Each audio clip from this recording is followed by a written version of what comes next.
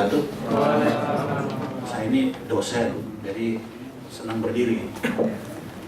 Jadi bagus berdiri aja ya. Seperti yang disebutkan tadi oleh moderator, setiap saya masuk ke university ada aura LED. Saya selesai di mana? Datang ke Hiroshima tahun 89, pulang tahun 97. Selesainya 96, dokternya 96, tapi saya pulang 97. Pada saat itu jumlah mahasiswa Indonesia yang ada di Jepang masih sekitar 200 sampai 250 orang. Dan hampir sebagian besar mendapat beasiswa dari Mobuso waktu itu. Sekarang kan udah namanya menjadi Mobuka Gakuso. Jadi ada dua jenis beasiswa sekitar tahun itu, satu dari BPPT yang dikirim-kirim oleh Pak Habibie, kemudian satu dari Mobuso. Beasiswa-beasiswa yang lainnya belum terlalu banyak. Setelah terjadi evolusi yang begitu panjang, tahun 96, 97, sampai sekarang 2014, kurang lebih sekitar 25 sampai 30 tahun yang lalu, jumlah mahasiswa kita berubah menjadi 2.236 orang sekarang yang terdaftar di luar Nihongo Gakko, karena biasanya yang mendaftar ini anak-anak Nihongo Gakko yang di Tokyo. Tetapi saya predik mungkin ada sekitar 3.500 kali.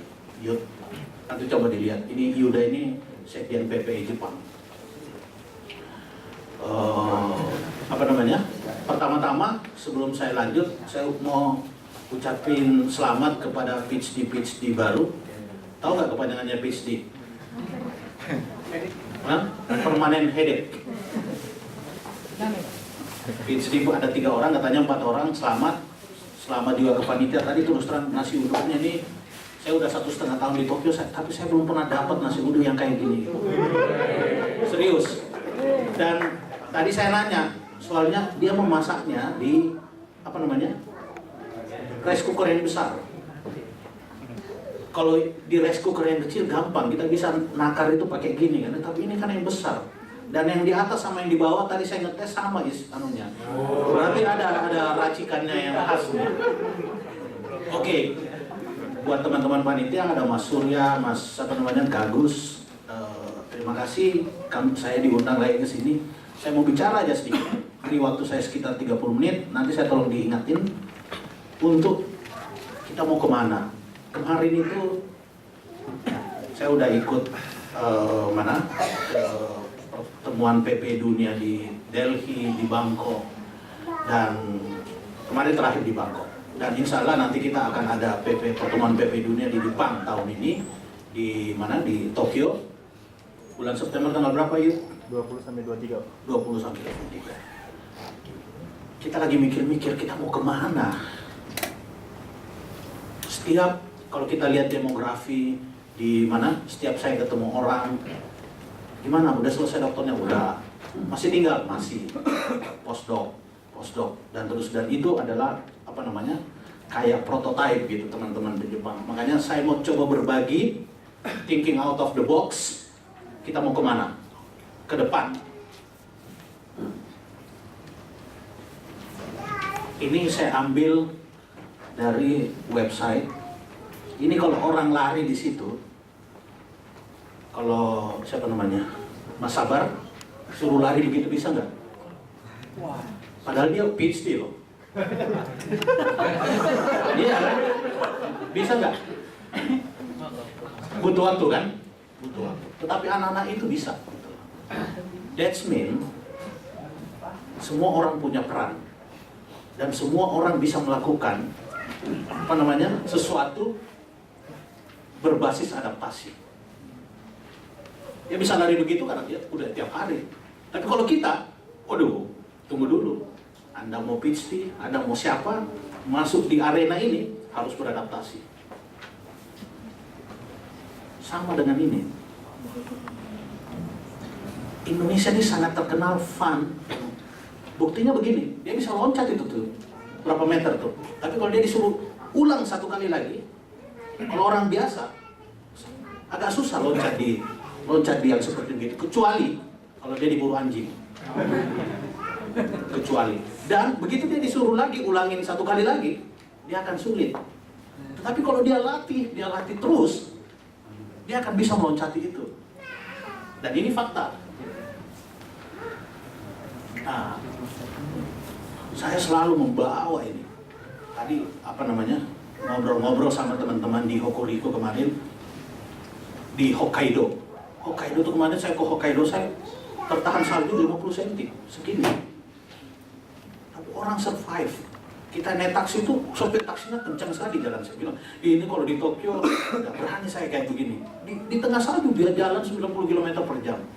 Tapi they already know how to drive in the snow. Karena kebiasaan. Nah, sama dengan begini. Yang sebelah kiri ini, teman-teman yang biologi yang nunjukin itu adalah Charles Darwin. Charles Darwin ini adalah orang yang menemukan teori evolusi dan yang membuat buku mengenai Origin of Species. Dia mengeluarkan buku The Origin of the Species itu tahun 1859. Yang samping kanannya itu adalah Alfred Wallace. Teman-teman tahu ada yang namanya Wallace Line di Indonesia? Yang di Sulawesi, Kalimantan turun itu ke bawah, itu adalah Wallace Line. Kalau kita melihat, ini ada, waktu itu belum ada plagiat. Kan kita lagi diributin nih sama plagiat-plagiat. Macam-macam kan? Waktu itu, si Darwin ini duduk di Natural Museum, Natural History Museum di London. Jadi dia duduk di sini, tapi yang mengirim surat-surat yang di lapangan ini adalah Wallace. Wallace lah yang menulis surat ke Charles Darwin bahwa di Sulawesi itu ada anoa, ada nyamuk, ada kera yang kalau dipindahkan ke tempat lain dia akan mati.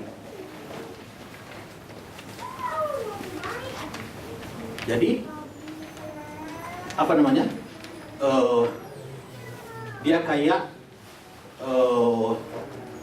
spesies yang ada di situ, ada endemik. Makanya kirim-kirim surat semua, malaria dan segala macam dikirim oleh Wallace. Si Charles Darwin karena di London, dialah yang menulis buku. Dialah yang menulis buku dan menampilkan dalam buku Origin of Species. Wallace tidak dapat apa-apa. Jadi dia melakukan eksperimen di lapangan, kemudian dikirim. Waktu itu belum ada plagiat. Saya terus terang termasuk yang percaya bahwa yang menciptakan The Origin of Species adalah Wallace.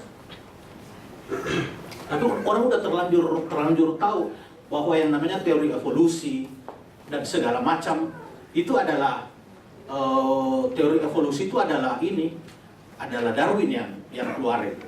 Darwin mengatakan begini di The Origin of Species, bukan organisme yang paling kuat yang bisa hidup, tetapi organisme yang bisa beradaptasi dengan lingkungannya. That is the organisme yang paling kuat. Jadi kalau dia dianalogin, dan itu dapat semua. Coba saya bilang sama teman saya, kalau kamu punya duit 5 miliar, you tinggal di Jakarta, pasti you bisa. Tapi begitu 5 miliar kita kasih, kemudian kamu dikirim ke Pegunungan Jaya-Wijaya, 5 miliar nggak ada artinya, because we cannot use it. Jadi apa yang menarik di Jaya-Wijaya di sana? Yang paling dibutuhkan itu adalah selimut, jaket. Kita nggak perlu mobil. Kalau mau dianalogikan seperti itu. Jadi kalau ada yang bilang saya yang paling kaya, you paling kaya memang di situ. Tapi coba kamu ke sana, ke Hokkaido, bisa nggak jadi orang kaya? Kalau you bisa juga jadi orang kaya di sana, baru you adalah organisme yang paling kuat. Kira-kira begitu pengantarnya. Kita coba lihat apa namanya, kita bisa survive. Ini ada beberapa kelebihan dari orang Jepang. Disiplin, kui, apa namanya, antri. Dia antri. Waktu terjadi gempa di mana? Di Tokyo, di mana? Di Jepang, Fukushima. Orang antrian. Dan antrian pun udah panjang di belakang, yang paling depan tidak pernah akan bisa mengambil 2 botol air mineral. Satu aja diambil. Ini nggak ada agama ini. Nggak punya agama. Satu ambil, puterkan, nanti kalau masih ada kelebihan dia datang lagi. Gitu. Tapi yang terjadi sama kita, seandainya ada gempa nih ya, banjir aja di Jakarta kemarin. Kalau bisa ini semua diambil sama dia. They never thinking about the people behind them. Ini the dignity. Dia bisa survive nih. Bisa survive nih orang-orang Jepang ini. Kemudian ya ini sama dengan tadi ya, people bought only what they need. Dia hanya beli yang dia butuh gitu. In case pada saat ini. Dan kita kan sudah banyak sekali dibuktikan ini. Yang saya herannya kadang-kadang semestinya teman-teman yang punya pendidikan jauh lebih ini yang bisa men-share ini, tapi kan kita tidak men-share ini gitu. Kita tidak memberi contoh gitu.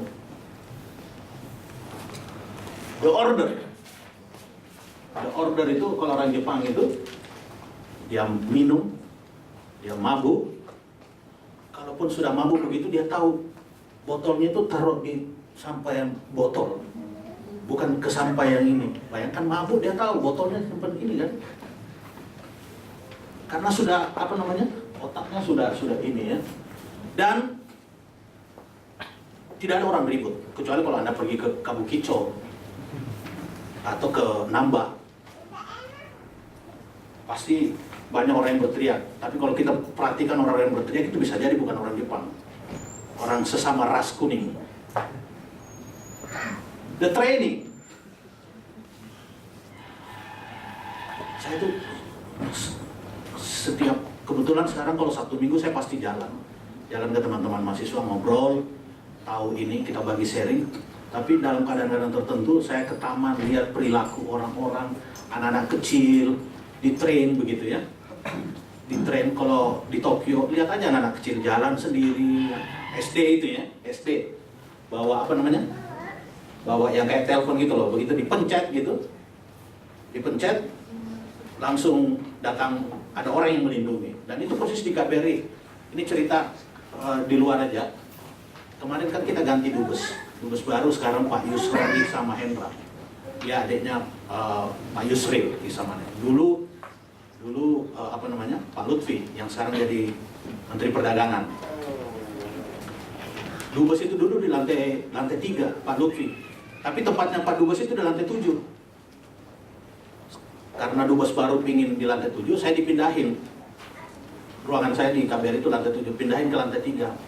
Saya ini nggak ngerti, ternyata di tempat Dubes itu ada alat kecil sebesar ini. Begitu itu dipencet, gitu. Dalam hitungan detik, dalam hitungan menit, polisi akan mengepung itu Kedutaan Besar Republik Indonesia. Dalam hitungan detik, saya nggak tahu. Apa ini kan? Heboh, kepung, orang heran semua. Saya baru tahu, oh ternyata ini enaknya menjadi kebal diplomatik gitu. Tapi begitu kita pencet salah gitu, saya minta maaf. Tapi jangan juga pencet tiap hari kan. Ada sedikit pencet. Dan itu hanya ada satu. Itu kan persis kayak anak Jepang tuh yang bawa di memory kit gitu ya. Dan itu udah dipikir sama orang-orang Jepang. Dia diem. So, karena waktunya sempit, kita mau kemana? Terus terang saya ngobrol kemarin. Ini sharing, artinya bisa diterima, bisa enggak. Saya ditanya sama Pak Lutfi, sering sekali. Kemarin sebelum dia dilantik jadi Menteri Perdagangan, saya diskusi sama beliau. 5 hari sebelum dilantik, 1 hari sebelum dia dipanggil ke Cikeas. Bang, dia panggil abang sama saya karena saya tua 2 tahun dari beliau. Dia lahir 69, saya lahir 67. Bang, menurut abang, kemana kita? Mau kemana? Anak-anak Jepang, anak alumni Jepang maksudnya. Saya bilang, maksud pertanyaannya Bapak apa? tahun depan 2015 ASEAN Community terbuka. Kita mau bersaing di mana nih? ASEAN itu penduduk ASEAN 600 juta. Penduduk Indonesia 240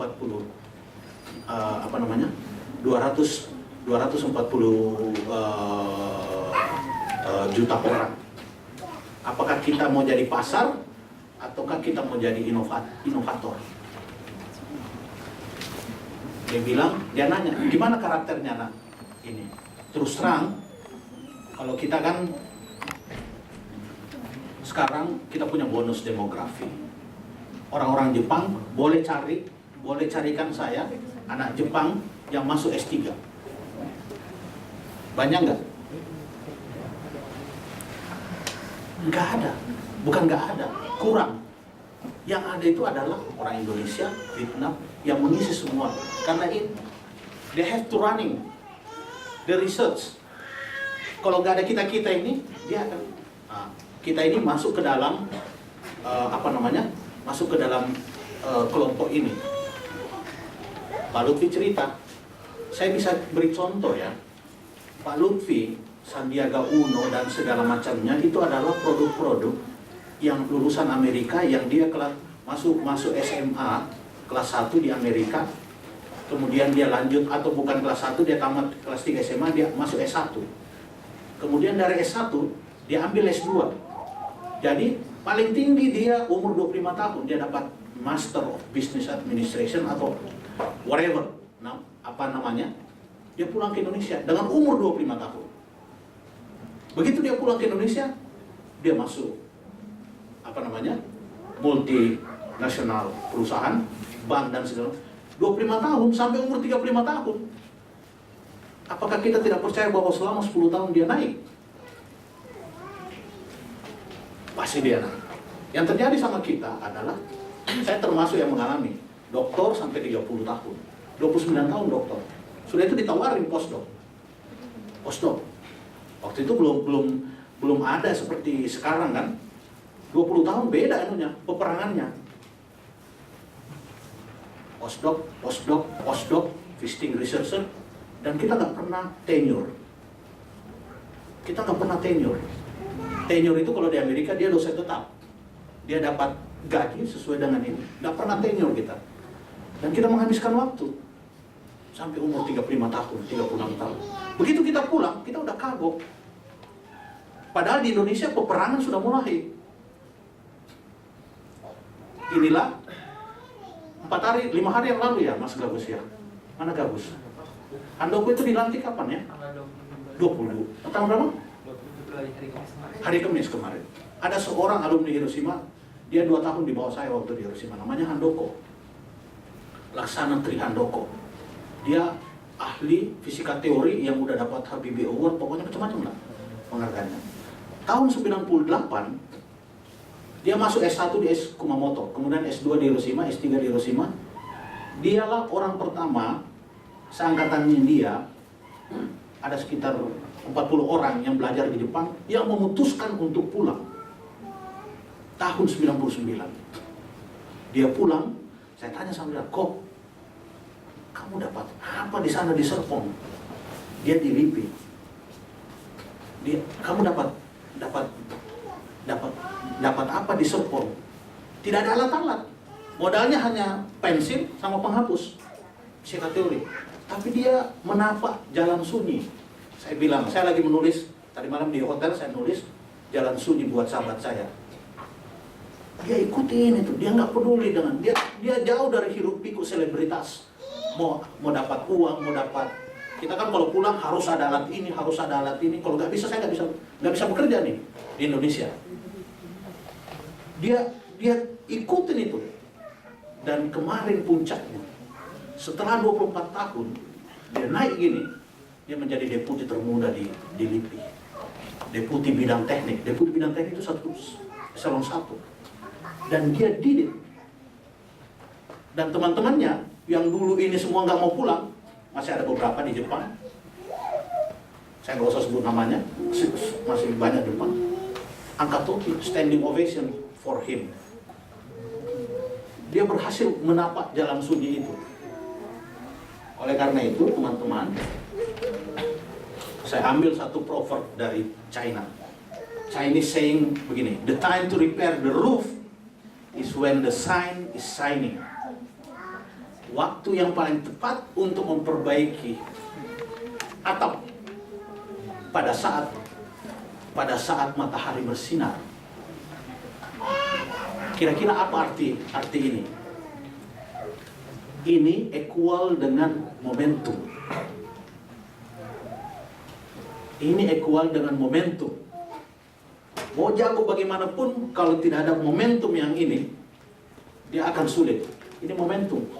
Terus terang, sekarang momentum untuk kembali. Bukan mau provokator. Kemarin, 3 bulan yang lalu, saya ke Kamboja. Karena Indonesia ditunjuk menjadi ketua delegasi untuk Higher Education Quality Assurance. Kebetulan saya ditunjuk sebagai wakil tetap. Jadi saya harus keliling ASEAN untuk melihat apa yang terjadi di ASEAN. Membuat laporan pendidikan di ASEAN ini apa yang terjadi. Pas turun di Kamboja, di Phnom Penh, pertama kali ini negara ASEAN yang saya nggak pernah kunjungi, Phnom Penh. Begitu saya datang, masuk, airport bagus. Begitu keluar, samping kiri kanan itu provider telekomunikasi. Mau data, mau BlackBerry, mau paket data, mau paket apa, pokoknya kayak sudah di Cengkareng ini. Ini. Akhirnya saya ngambil satu. Kecepatannya gila. Begitu keluar, keanehan yang kedua. Mobil-mobil ini sudah nggak ada di bayangan saya bahwa ini dulu terjadi killing fields di Phnom Penh. Kan waktu rezimnya Pol Pot, saya mau naik taksi, tapi saya pikir saya naik bus ke ini. Ketemulah seorang anak muda. Hari itu hari Minggu. Saya nggak bisa lupa. Saya tanya, Mas, dari mana Mas? Jakarta. Ngapain di Kamboja? Saya kerja di sini Mas. Udah mulai saya bertanya-tanya. Curiosity saya terhadap anak ini, umurnya kira-kira sekitar 26-27. Saya nanya dia, kerja apa di sini? Konsultan proyek. Emang dari mana sekarang? Dari Indonesia. Loh, ngapain di Indonesia liburan? Jadi si anak ini tiap Jumat sore jam 5 pulang ke Jakarta. Minggu sore dia balik ke Phnom Penh. Dan tiap minggu. So you can imagine how much he got salary from the company. Saya nggak mau tanya, tapi saya tanya, Mas naik apa? Naik pesawat apa? Saya nggak tanya gajinya. Saya mau tahu berapa kekuatan gajinya. Bisa diukur tuh. Kalau dia naik Garuda ketahuan, tapi kalau dia naik AirAsia kan beda, gitu kan? Oh, siapa tuh yang ada? Nah, ternyata dia naik AirAsia. Saya tanya, how much you spend money for 1 week for return Phnom Penh Jakarta? Dia bilang apa? 2 juta rupiah. Kalau dia beli, setiap minggu dia pulang. Ya, around 2 juta sampai 4 juta lah. Oke lah. Jadi, once, 4 juta. 4 kali 4, 16 juta. So you can imagine how much his salary. Saya kira kurang lebih 50 juta. Dan saya tanya, Mas itu berapa orang sama seperti begini? Banyak Mas. Banyak. Bukan hanya di Hanoi, di Phnom Penh. Jadi terbuka gitu loh. Saya tanya, dia tamat dari mana? Dari Pennsylvania University in Pennsylvania. Kalau teman-teman pergi ke Rakuten yang di Tokyo itu, di situ tuh ada 18 orang anak, Yuda, 18 anak lulusan Amerika yang bekerja di situ, yang meng-Anglicization itu lagi berapa menit ya? Oh ya, oke. Dia kasih ini, dia udah mulai masuk ke kita ini. Saya bilang sama teman-teman, nggak ada yang kalah orang Jepang, anak-anak Jepang. Kenapa? 3 paperman wajib doktor, 3 paper kan? Harus dipublish. Tapi kita nggak pernah muncul gitu. Oh iya, sorry. Ini jadi sebetulnya, kita sudah terbagi sebetulnya ilmu pengetahuan. Hanya kita nggak bagi aja. Ini Trends nanti. Sebelum saya tutup, ini adalah Peter Drucker. Dia orang yang inspiring banyak orang. Dia bilang begini, we are entering the knowledge society in which the basic economic resources is no longer capital, natural resources, or labor, but is and will be knowledge. Jadi kalau kita Indonesia masih menganggap sumber daya alam itu kita jago, kapan? Pasti suatu saat habis, tapi the knowledge never ending. So, teman-teman di sini harus mikir bahwa kita ini aset. Jadi bukan pasar, aset, inovator. Ini tidak usah saya lihat ini. Ini Cina. Itu yang saya bilang tadi. Kenapa atlet-atlet Cina itu? Karena dia udah dilatih sejak kecil, beradaptasi gitu loh. Saya kembali lagi ke tadi teori Darwin. Ini saya ambil fotonya dari ada ini. Dan ini yang paling menarik. Ini the best school and the happiest kids. Kita Indonesia itu yang paling senang. Indonesia itu di sini. Sangat senang. Apa? Pokoknya kita senam-senam saja. Bukan senang. Kita paling di sini. Kalau orang Singapura itu sudah tinggi dia gembira, dan dia ini hasil penelitian. Ini di SMA sih, bukan di universitas. Tapi bisa dilihat. Dan ini juga pada tahun 2020, coba lihat ya, pada tahun 2020 50% dari penduduknya itu adalah berusia 18 sampai 22. Jadi bisa dibayangkan, India, China, US, Indonesia will play important role. Tesetsu no kunio coba lihat, siapa yang mau menguasai? India. Makanya saya tuh heran, kita tuh beasiswa dikit itu banyak mau ngasih orang ke India, gak ada yang mau. Heran, padahal India ini kan keluarin orang-orang dia. Ya sekolahnya sih nggak kayak begini, bisa jadi tanah gitu. Tapi outputnya luar biasa. Ini yang terakhir ya. Ini saya lihat di internet, Google Engineer itu 145.000 US dollar dia punya gaji. Kita bisa dibandingkan dengan kalau kita dosen itu hanya sekitar 8 juta. Tetapi yang saya bilang tadi, jalan sunyi harus ditempuh gitu. Terus, dan ini kan seperti begini, top UK University falls in ranking, jatuh gitu loh. Amerika itu jatuh gitu loh. Makanya kita punya opportunities yang sangat ini. Dan yang terakhir adalah nomad. Nomads itu adalah knowledge dan nomaden. Jadi orang yang menguasai pengetahuan dan bisa survive di mana-mana, itu yang menjadi itu yang menjadi nanti hebat gitu. Dan yang terakhir, saya selalu bawa film ini karena terus terang 2 film inilah yang menginspiring saya untuk sampai ke sini. Saya berani untuk pindah switch. Saya itu kalau tahu penelitian saya itu saraf ikan sama jantung ikan. Jadi pasang elektroda di ikan ini, kemudian kita tahu kalau dia belok kanan saraf mana yang jalan, belok kiri sama dia belok kiri saraf mana yang jalan. Sampai teman-teman saya bilang, itu gunanya untuk apa itu ya? Tiba-tiba saya harus berubah berdiplomasi di Kementerian Luar Negeri karena 2 ini. Ini adalah 2 the true story. Yang satu cerita mengenai dokter, yang satu cerita mengenai educator. Dia bercerita tentang dokter dan bagaimana menyembuhkan orang tanpa menggunakan obat, dan yang dikatakan juga memberi pelajaran orang tanpa harus memberi pekerjaan rumah yang bertubi-tubi. Saya kira itu. Terima kasih. Wassalamualaikum warahmatullahi wabarakatuh.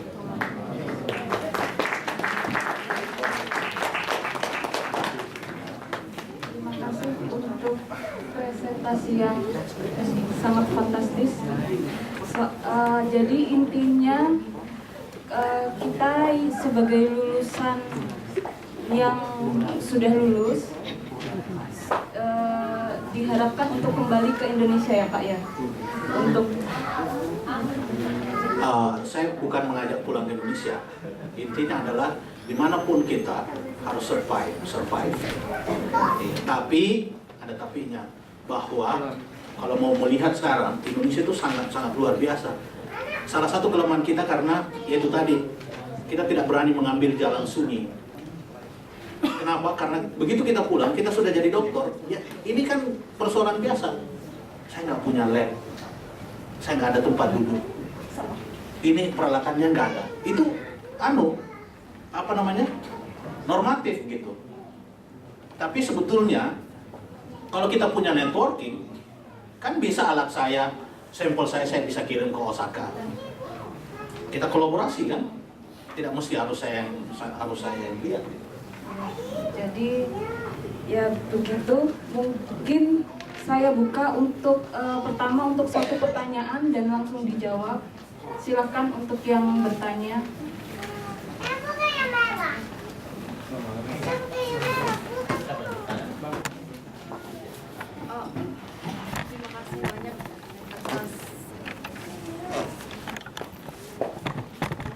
Terima kasih banyak Pak Iqbal atas presentasinya, sungguh memberikan inspirasi. Mungkin ini pertanyaan yang mungkin banyak mungkin suatu hal yang normal, bahwa seperti yang Pak Iqbal utarakan tadi, bahwa mengambil jalan sunyi memang tidak banyak yang berani untuk pulang ke Indonesia. Banyak lulusan-lulusan yang akhirnya tinggal di sini karena memang pertama mungkin kita tahu bahwa apresiasi untuk di Indonesia itu mungkin masih kurang dibanding di luar negeri. Kemudian yang kedua itu mungkin banyak yang beralasan ingin bisa mengembangkan diri di luar negeri untuk mencari koneksi.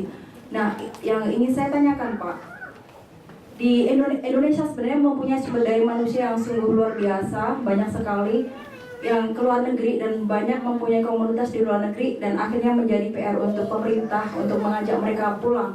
Itu akan, dan ternyata susah gitu. Nah itu menurut sudut pandang Pak Iqbal itu bagaimana Pak?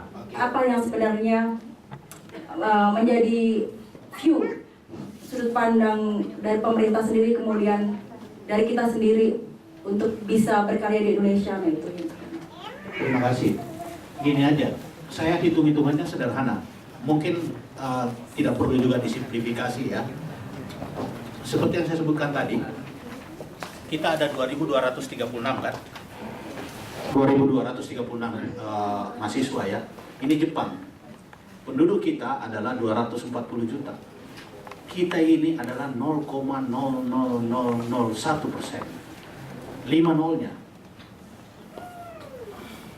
Nggak bisa dilihat kalau dengan mata ini, harus pakai mikroskop. Ini pun harus pakai elektron mikroskop.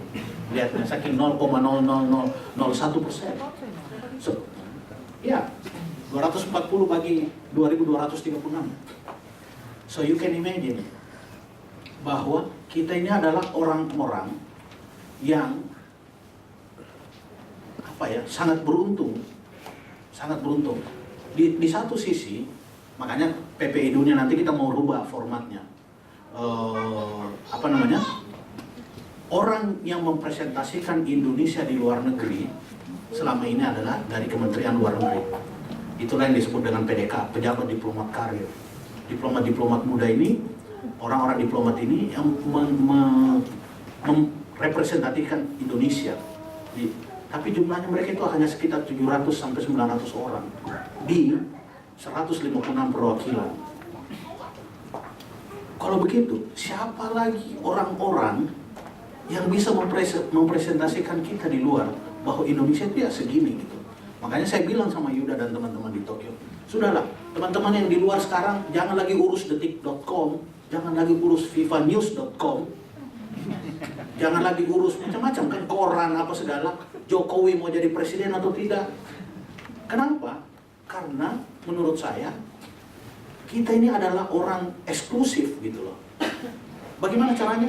Bisa nggak kita pancarkan bahwa ini Indonesia? Makanya saya sama Mas Yuda, saya bilang nanti mungkin formatnya PPI itu jangan lagi berkumpul sama PPI, sesama PPI, tetapi sudah harus mengumpul sama Persatuan Pelajar Filipina, Persatuan Pelajar Malaysia, Persatuan Pelajar Amerika, sehingga kita mewarnai dunia gitu. Karena kan kita juga nggak bisa terlepas dari dunia. Bayangin kita kemarin dolar sampai turun 12.000. Kenapa? Karena kita ngimpor terus. Siapa yang mengimpor? Kita nggak pernah ekspor loh sekarang. Mengimpor terus. Sangat dipengaruhi oleh pertarungan dunia. Kalau tidak ada orang-orang kita yang di atas sini, kita mati. Nah, sehingga itu yang saya bilang. Kalau Mbak ini dikirim dengan dikti atau apapun yang ada ini, ada kita dulu nawaitunya, saya mau belajar, saya mau pulang, gitu kan. Nah, kalau yang sudah bekerja juga, saya nggak melarang untuk dia nggak pulang, silahkan.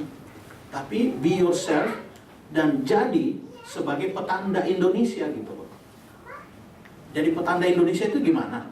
Terus terang sekarang kalau mau lihat ininya, kayak kemarin tadi saya dapat kabar, kemarin ada rapat OISA, Osaka Institute Student Association. Salah satu ininya di OISA itu katanya adalah tidak ada koneksi antara orang Jepang dengan kita. Salah satunya Oyasan itu ya, nggak ada. Ada yang beranggapan begini, oh ya susah lah, dia nggak bisa bahasa Inggris, kita nggak bisa bahasa Jepang. Nggak nyambung. Tetapi kalau lihat tadi teorinya Darwin, kalau misalnya masih pergi ke Sunda sana, ke Garut, kemudian mau memaksakan bahasa Makassar di Garut, saya rasa nggak bisa. Harus kita yang ada adaptasi di situ. Jadi silakan di ini aja, karena terus terang kalau lihat bonus demografinya Jepang, orang-orang muda Jepang kan lagi berkurang. Sangat kita lagi jadi seksi. Jadi pasti akan diambil oleh mereka. Tetapi saya ingat kata-katanya Majen Safri Samsudin, sampai kapan kita tidak berhasil ke ini? Karena dari pengalaman melihat mulai dari zamannya Pak Habibie ngirim-ngirim ini, banyak teman-teman itu mungkin hanya ada sekitar 4-5 orang aja yang tenure, yang lainnya visiting researcher, research associate. Padahal sebetulnya mereka bekerja di proyek, mereka bekerja di satu research grant, dia dibayarin oleh proyek untuk bekerja di situ kan, kira-kira begitu. Jadi yang mau ini silahkan, tapi agak peka-peka. Karena diaspora di sini agak berbeda dengan yang di Amerika. Kalau yang di Amerika, teman-teman yang di Amerika, dia melakukan diaspora karena dia bisa menjadi landed immigrant. Dia bisa menjadi green card. Mungkin kita juga bisa. Mungkin kita juga, banyak teman-teman di Tokyo yang sudah mengurus itu gitu loh. Sampai kapan? Kira-kira begitu. Dan kita akan berada terus di tataran ini, kita nggak pernah naik ke atas. Itu ya Mbak ya. Ya, terima kasih. Mungkin karena waktunya terbatas, jadi untuk pertanyaan selanjutnya bisa didiskusikan pas coffee break, soalnya nanti ada coffee break. Dan terima kasih sekali untuk presentasinya Pak Iqbal, dan semoga sukses selalu.